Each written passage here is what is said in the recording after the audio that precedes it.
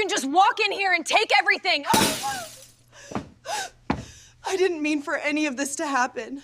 The crystal did not fall. It hesitated, catching the chandelier's light like a warning no one heard. Cameras blinked. Silk rustled. A string quartet paused mid-phrase. At the center table, the Billionaire CEO, Livia Hart, lifted her chin the way a judge lifts a gavel. Beside her stood a young black waitress, Nora James, posture straight, tray steady. "Is this what you call service?" Livia said, voice cool enough to frost metal. The question slid across the plates like a blade. Some guests wore the fixed smile people save for power. Others raised their phones. Nora kept her face calm. She had practiced calm. "Ma'am, I can bring another—" "Don't explain," Livia said. "Do better." She added a short, sharp, derogatory remark that made the air drop a few degrees. It was not loud. It did not need to be. The silence felt like glass, hard, thin, waiting to crack. Nora reached for the water glass to clear it. Her hand was steady. The crystal was bright and clean, all edges and light. "Leave it," Livia said. "You might break something important." The sentence landed like a verdict. Nora set the glass down with care and looked toward the stage curtain hiding the awards video. "Finish the shift," she told herself. A guest near Livia chuckled. The air smelled of citrus and polished wood, and also of fear. Livia lifted the crystal by the stem. The facets threw tiny stars across her face. "See," she said. "Even simple objects shine in capable hands." She pushed the glass toward Nora. "Try again, carefully." Nora met her eyes. "Measured, not mute. Carefully is how I live," she said. A red camera light blinked. "Then show us," Livia said. Nora took the stem. Cold, smooth. For a second, the glass and her skin shared the chandelier's light. A hush crossed the tables. Livia's wrist flicked, quick, dismissive. It nudged the base. The crystal tilted, time stretched. A bead of water slid along the rim like a slow comet. The glass slipped away. It fell without drama. It touched marble and sang. A clear bell note that cut the silence and made every head drop. Then the note ended and the glass split. Not 1,000 shards, 2 clean halves, bowl and stem. They spun once and lay still, bright as truth. No one spoke. The quartet froze. Phones caught faces, not food. In that pause, the room understood that a line had been crossed. Livia leaned back, mask perfect. "This is why we hire standards," she said, voice light, eyes hard. The words slid over the broken glass like oil on water. Nora did not bend. She stepped around the halves the way someone steps around a trap. Her hands were empty, but her dignity was not. She glanced at the floor manager. A tiny nod answered. "We saw." The truth was already moving, quick and quiet, beyond this room. A guard spoke into a sleeve. The floor manager whispered into a headset. The chandelier hummed. Livia set down her napkin and signaled for a refill, as if the moment still belonged to her. Phones tracked the napkin anyway. Other phones tracked Nora as she walked toward the service door, then paused, then turned back. The broken crystal lay between them, neat and bright, like a mirror cut for 2 different faces. In that thin shine, the room's wealth looked like gold leaf over plain wood. Nothing else happened. Not yet, but the silence felt like a door swinging shut. Something irreversible had begun, and the room, glittering and still, knew it. The uniform was plain, black fabric, pressed collar, apron tied tight. Yet to Nora James it carried the weight of years. It was more than work clothing. It was a shield, stitched with her mother's lessons and her grandmother's patience. When Nora first put it on that evening, she had stood before the mirror in the staff quarters. The jacket was snug, the sleeves neat. She remembered her mother's words. "When you wear a uniform, people may not see you, but they will test you. Hold your ground with grace." Her mother had cleaned schools and offices in the same kind of simple attire. Nora wore hers not to hide, but to stand steady under watching eyes. Now standing in the ballroom after the broken glass, the uniform became her armor. Cameras pointed, whispers spread, and yet her back stayed straight.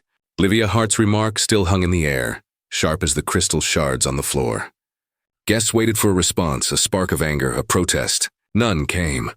Nora had learned long ago that words could be twisted, but silence could not. Silence, she discovered, had a strength all its own. Her mind flicked back to childhood. She had watched her mother come home each night, uniform damp with sweat, shoes worn thin but posture unbroken. "We are not here to please." her mother would say, folding her apron carefully. "We are here to endure." Those words stitched themselves into Nora's memory as firmly as the seams in her current jacket. Every pocket in her uniform carried something invisible: her mother's struggle, her grandmother's prayers, her own quiet promise that humiliation would not define her. That promise sat heavier than the tray she once balanced. The ballroom shimmered with chandeliers, polished silver, and the perfume of wealth. Yet the richest presence was Nora's restraint. Livia's cruelty had sought to reduce her, to make her stumble. Instead, it framed her dignity. The contrast was clear: diamonds above the tables, resolve beneath the apron. A younger staff member brushed past, whispering, "Are you all right?" Nora gave only a slight nod. No complaint, no plea. She did not need rescue. Her silence was not weakness. It was a stand. The uniform absorbed the sting of insult the way cloth absorbs heat without burning. And in that silence, witnesses saw more than service. They saw composure. They saw restraint that held more power than retaliation. Livia reached for her wine, acting as though nothing had happened. Yet the soundless defiance in Nora's stillness grew louder with every passing second. It was a silence no orchestra could drown. The crystal on the floor had shattered into two clean pieces. Nora's silence was the opposite: whole, unbroken, carried in the folds of her uniform. As she moved back toward the service door, her posture spoke the words she refused to give. Dignity, not reaction. Memory, not surrender. And in that crowded room, her silence echoed louder than any reply. She built her fortune the way others build fortresses, stone by stone, deal by deal, walling herself against weakness. Livia Hart's name had not always carried weight. She was born in a modest town where concrete blocks and low wages defined the horizon. Her father worked long shifts at a factory. Her mother managed a corner shop. From childhood, Livia studied every move of those with influence. She noticed the car doors that opened for them, the rooms that hushed when they entered. She wanted that silence, the silence of control. At university, she was brilliant, almost relentless. While classmates measured success in grades, Livia measured it in leverage. She joined debates not to learn, but to dominate. She cut internships short because she believed her mentors had nothing left to teach. By her late 20s, she founded a private equity firm, striking deals with a cold precision that unnerved even older rivals. Her rise was swift and spectacular. Newspapers called her the Iron Visionary. Business magazines placed her on glossy covers, her profile sharp against skylines. The image suited her. She cultivated it with care. Tailored suits, flawless hair, sound bites trimmed like diamonds. Appearances were never small details to her. They were the empire itself. Livia's companies expanded across continents. Real estate, tech, energy. Each acquisition was another stone in the fortress. Her boardrooms gleamed with glass tables and chrome fixtures, symbols of the future she claimed to own. Yet behind those clear surfaces lay shadows. Employees whispered about impossible deadlines, sudden firings, and her temper when presentations carried even minor flaws.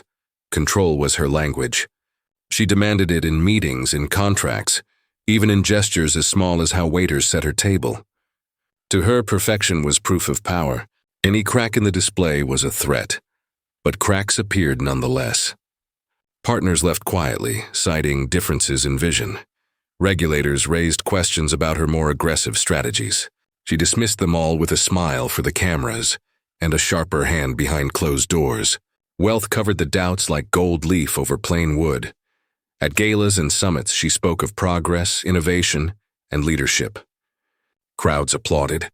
Reporters scribbled. Few noticed the way her eyes scanned every corner, making sure the light caught her angles and the room stayed in her control. Even celebration was strategy. The empire glittered, yet it was built on fear as much as respect. Board members admired her brilliance, but flinched at her demands. Staff admired her discipline, but dreaded her presence. To Livia, fear was simply another form of loyalty. The incident with the crystal glass was not her first act of cruelty. It was simply the most public. To her, it was routine, a reminder to those she considered beneath her that standards must not slip. She believed humiliation was correction, and correction was strength. That night, as whispers spread and cameras caught what she had done, Livia felt none of the unease others felt. She adjusted her diamond bracelet, leaned back in her chair, and smiled as though the room still revolved around her. She had built an empire of steel and glass. She had silenced rivals, bent markets, and turned boardrooms into stages. In her mind, this empire was eternal, untouchable, like her. And so, when the glass broke on the marble floor, she did not hear warning. She heard only proof that nothing could pierce her control. She believed herself untouchable. It began as a ripple, small, sharp, and impossible to contain. The glass lay broken on the marble floor, two clean halves reflecting the chandelier's light. Around it, silence pressed down like heavy curtains. Then slowly sound returned. Not music, not applause, but whispers. Guests leaned closer to each other, their voices low, their eyes restless. Laughter was forced, clipped, the kind of laughter that tried to disguise unease. Forks paused above plates. A cough echoed too loudly in the corner. The room no longer belonged to elegance, belonged to tension. Phones rose, some discreet, others bold. Screens caught the fragments. Livia Hart's sharp words. Nora James's steady silence, the fall of crystal. A dozen angles, a dozen truths, all ready to spread beyond the gilded walls. Guests who once hid their devices beneath napkins now lifted them openly, as if history demanded evidence. The staff moved differently, too. A waiter carrying a tray hesitated, eyes darting toward the broken glass before continuing. A floor manager pressed her lips tight, whispering into a headset. Even the security guard at the far end shifted, uneasy, knowing the moment had slipped beyond control. The humiliation did not end with the insult. It lived in the stares, in the murmurs, in the quiet fire of judgment passing from table to table. Guests who once praised Livia's empire now studied her as if seeing cracks in stone. Was this discipline or arrogance? Correction or cruelty? The question flickered in every whisper. Some tried to defend her. She runs a global empire, one guest muttered. Standards are different. But the words sounded hollow against the weight of the silence. Others shook their heads, eyes fixed on Nora, who had already stepped back into her duties with calm precision. The contrast was too sharp to ignore. Wealth at the tables, dignity at the margins. The uniforms blended into the background, but tonight they carried more honor than diamonds.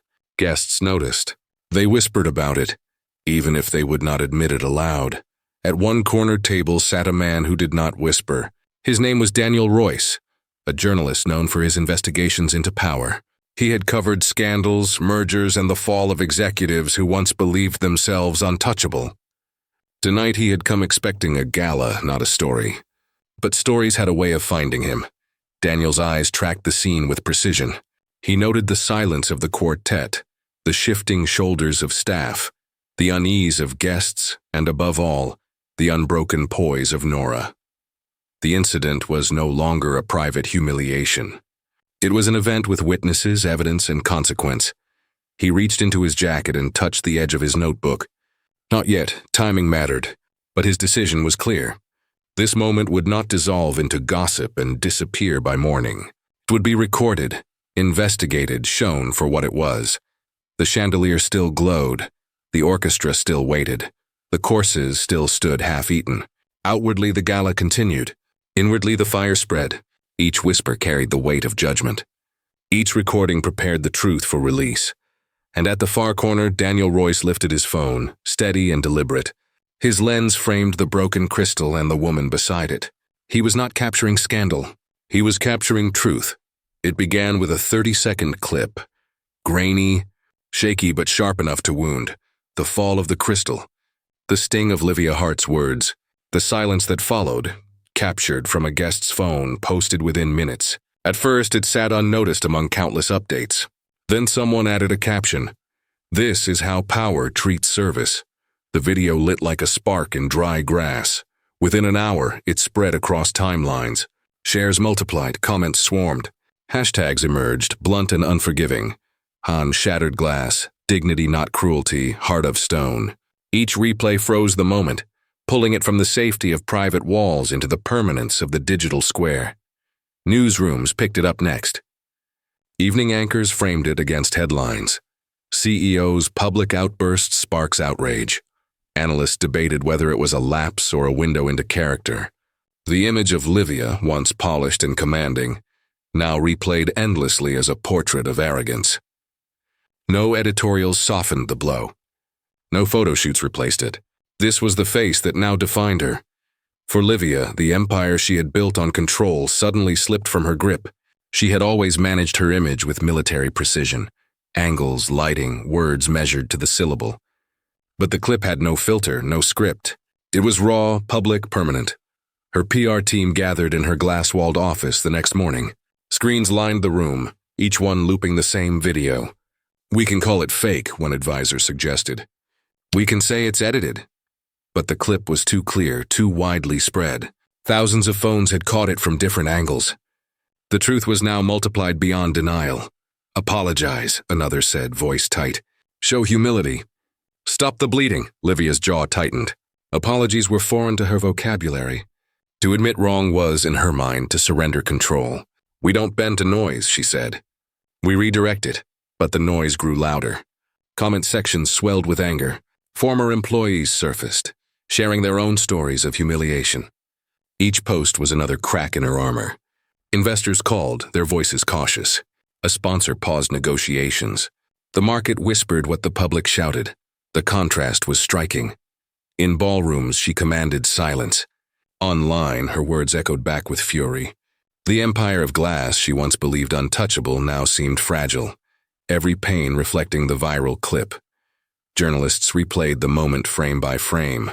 They noted the look in Nora James's eyes, the calm after insult, the dignity in silence. That calm became the symbol. Livia's cruelty was the act. Nora's restraint was the lesson. The story was no longer about a glass shattering. It was about respect, about how power reveals itself under light. Livia ordered her team to flood feeds with her achievements, charity donations, smiling photos. None of it mattered. Each attempt was swallowed by the clip, replayed again and again, attached to fresh headlines. The digital world had already chosen its narrative. Empire without empathy collapses. Inside her office, the PR team worked past midnight, eyes red, voices strained. Every drafted statement sounded hollow. Every strategy fell apart in the face of one undeniable truth. The public no longer believed her image. The more she resisted, the more permanent the damage became. Digital time does not fade. Archives. What was spoken in Arrogance now lived forever on screens. At dawn, the team sat slumped around the table, exhausted. Phones buzzed with new alerts, shares doubling, hashtags climbing, sponsors retreating. The weight was too much. One by one, advisors dropped their pens, their silence heavier than arguments. And for the first time in years, Livia Hart looked around and saw not a team of strategists, but a circle of people who no longer believed she could be protected. Her PR empire had collapsed under pressure, and no statement could rebuild what the world had already seen. The sound that haunted her now was not the shattering of crystal, but the ticking of her own watch. Livia Hart sat at the head of the boardroom table, the same seat from which she had once commanded applause and obedience. The glass walls that once felt like triumph now looked fragile, too transparent, too exposed. Every second her designer watch ticked on her wrist, sharp and steady, as if marking not her power but her decline. The fallout had arrived faster than she imagined. Within 48 hours, sponsors withdrew statements of support.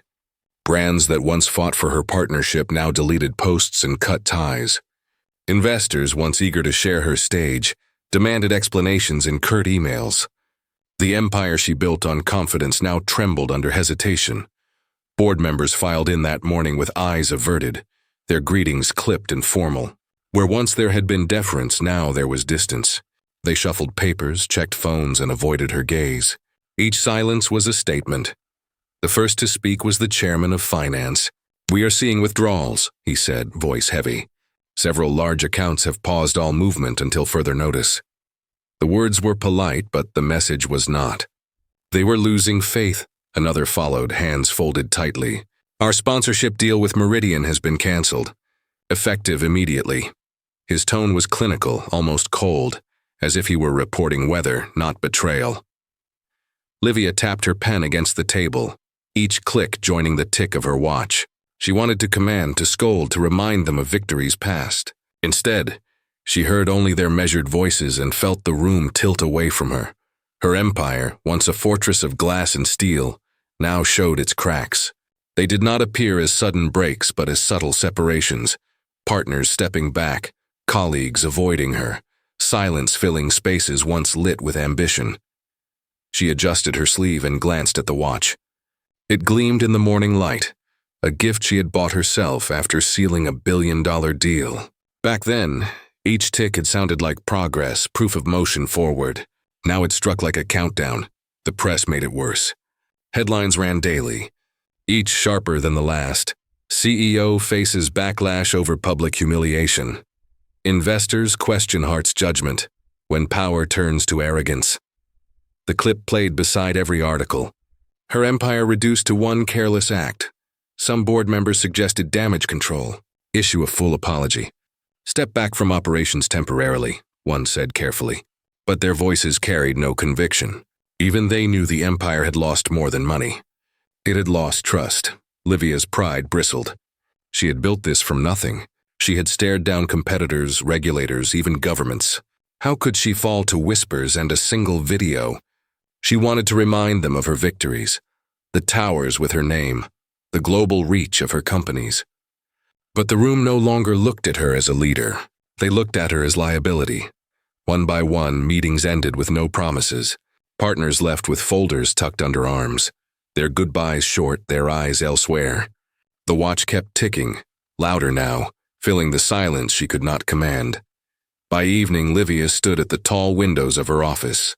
Below, the city pulsed with life. Taxis moving, screens glowing, people rushing. Once she believed the city moved because of her. Tonight it moved without her. The watch ticked on her wrist, not a symbol of power but of time running out. Each second was another step away from influence, another inch toward isolation. And for the first time in her empire of glass, Livia Hart stood alone. The world waited for her voice, and when it came, it was quiet.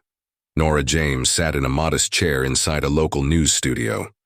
No chandeliers, no gilded walls, just a desk, a camera, and a glass of water.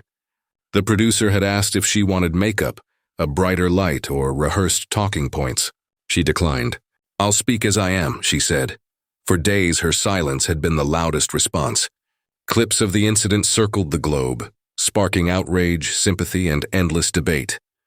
People had filled the silence with their own voices, but the one voice that mattered had not yet spoken. Now she did, the interviewer began gently. "Nora, can you tell us what happened that evening?" Nora's hands rested on her lap, still and steady. Her eyes did not flicker toward the camera. They stayed on the interviewer, direct and composed. "I was serving as I always do," she said. A glass was dropped. Words were spoken. What people saw is what happened. No anger, no exaggeration. Just truth, the interviewer pressed further. "And how did you feel when she spoke to you that way?" Nora paused. Her silence carried weight, the same kind that had filled the ballroom. Finally, she said, "I felt small, but I chose not to become smaller. My mother taught me that dignity isn't given. It's held. So I held it." Her words spread with the same speed as the original clip. Commentators had expected accusation or bitterness. Instead, they found restraint. Nora did not call names. She did not demand punishment. She simply told the truth, framed in calm sentences that revealed more strength than any shouted reply could. The interviewer leaned forward. "Do you want an apology from Livia Hart?" Nora shook her head once. "I want respect, not for me alone, but for anyone who wears a uniform. We all deserve that." The camera caught her face as she said it. Not triumphant, not vengeful, only clear. That clarity became the new headline. Within hours, her interview was shared across networks and platforms. Clips replayed her steady voice, her unwavering posture. People who had never met her spoke of her as if they knew her. She carries more power in her calm than most do in anger. Teachers played the clip in classrooms. Workers wore their uniforms with new pride. Even those who had defended Livia fell silent in the face of Nora's dignity. In contrast, Livia's empire looked louder and emptier with each passing day. While her team scrambled with statements and strategies, Nora's few words outshone them all. She did not campaign for revenge. She reminded the world of something simpler: respect, and it was enough. By the end of the week, public opinion had shifted completely. The hashtags changed from anger to admiration. Nora Speaks trended across continents. The world had sided with her, not because she demanded it, but because she had earned it. Her silence had carried dignity. Her words confirmed it. And through truth spoken with calm precision, respect, long overdue, was finally hers. The empire ended not with applause, but with signatures on paper. Inside the top floor of her headquarters, Livia Hart sat before a long oak table. Around her, the board members she once commanded with fear now carried the quiet weight of judges. The air was heavy, not with respect, but with finality. Each document on the table marked another piece of her power taken away: resignation, divestments, legal handovers. Her watch ticked on her wrist, cruel in its steadiness. It had once marked her victories, each second a step toward empire. Now it marked her undoing. Every tick sounded like loss. The chairman spoke with rehearsed precision. "For the good of the company, we ask for your immediate resignation. The damage to our reputation is beyond repair." Livia's eyes flickered toward the window, where the skyline stretched in steel and light. Towers she had financed pierced the sky, symbols of ambition now detached from her name. She wanted to argue, to remind them she had built it all. But the clip, the backlash, the crumbling alliances, all stood heavier than her words. She signed. The pen left a trail of ink, black and final. It was the first time in decades her name did not stand for power, but for departure. News traveled fast. Screens across the lobby below flashed the headlines: "Livia Hart resigns amid scandal." Crowds gathered outside. Some cheering, some silent, all watching the fall of a woman who once seemed untouchable. Her assets unraveled quickly. Banks froze accounts. Partners withdrew. Projects she had announced with ceremony were quietly canceled. Contracts dissolved overnight. Wealth, once an ocean at her command, shrank to puddles she could no longer reach. The contrast was brutal. Once she could summon cars, audiences, entire governments with a single call. Now calls went unanswered. Emails returned automated replies. The fortress of glass she had built had shattered, and the shards cut only her. Yet the deepest wound was not in the losses, but in the silence of respect. Those who once leaned forward when she spoke now leaned away. Fear had disguised itself as loyalty, and with her power gone, so too was their devotion. Late that evening, she walked alone to the front of her headquarters. The building loomed high, a tower of glass panels gleaming against the fading sky. For years, she had seen it as a monument to her brilliance, a mirror of her control. Now, as she drew closer, she saw her own reflection spread across the facade, not the carefully staged portraits from magazines, not the flawless image her PR team had sculpted. The reflection was raw, unguarded, a woman small before the tower she no longer owned. Her eyes searched the reflection as if it might explain her fall, but it gave her nothing except truth. She had undone herself. Arrogance had been her crown, and now it was her chain. The watch ticked again, louder in her ears. She lifted her wrist and stared at it. For a moment she considered removing it, but instead she let it mark the time as she turned away. No reporters asked questions. No staff rushed to escort her. The doors behind her closed, not with ceremony, but with finality. And so Livia Hart walked away from the building in silence, her reflection left behind in the glass, a ghost of power undone by its own hand. The storm faded, but her dignity remained. Weeks after the scandal, Nora James walked through the same streets she had always known. Buses rumbled, shop doors opened, children hurried to school. Life moved forward, yet something in her world had changed. She was no longer invisible in her uniform. Strangers nodded in quiet respect. Neighbors offered smiles that carried more than courtesy. The uniform, once seen as ordinary, had become a symbol. Its black fabric no longer marked only service. It marked endurance.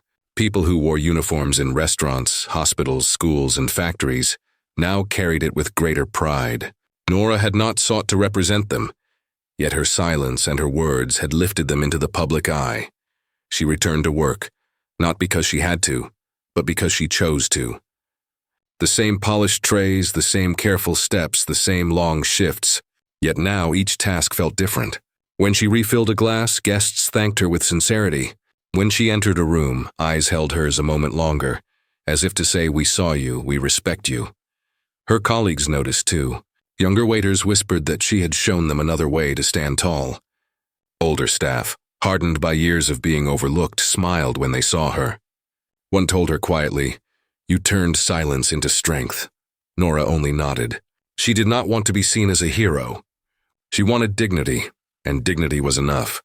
Meanwhile, the world beyond her city still replayed the story. Documentaries were filmed. Articles analyzed her composure. Her name trended not with anger but with admiration. Yet Nora did not chase the attention.